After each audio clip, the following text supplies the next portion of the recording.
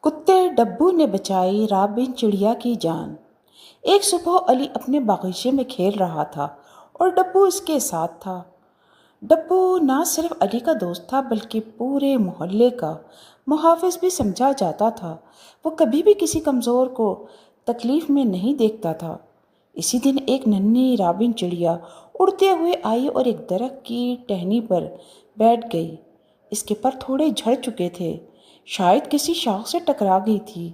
علی نے اسے دیکھا تو خوش ہو گیا۔ امی دیکھیے رابن چڑیا آئی ہے۔ امی نے مسکرا کر کہا، اسے کھانے کے لیے دانہ رکھ دو بیٹا، شاید یہ زخمی ہے۔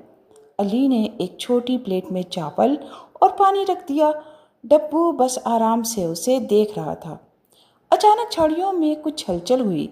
یہ محلے کی بلی گوجری تھی، چپکے چپکے رابن پر جھپٹنے کی تیاری کر رہی تھی۔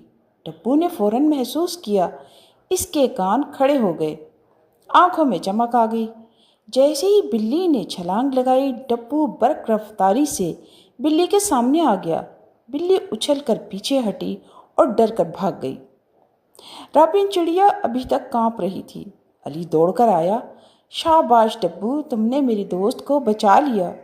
کچھ دنوں میں رابن کے پر ٹھیک ہو گئے۔ وہ ہر صبح علی کے باغیچے آتی، دانہ کھاتی اور ڈبو کے ساتھ چہچہاتی۔ ایک دن اس نے زور سے پر پھیلائے اور اوپر اڑ گئی۔ ڈبو نے بھونک کر الوداع کہا، جیسے کہہ رہا ہو جہاں بھی رہو، جہاں بھی جاؤ محفوظ رہو، تمہارا محافظ ہمیشہ تمہارے ساتھ ہے۔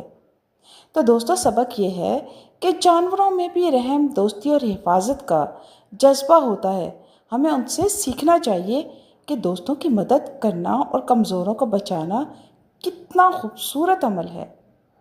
دوستو، یقیناً آپ کو یہ پیاری سی کہانی ضرور پسند آئی ہوگی۔ شکریہ۔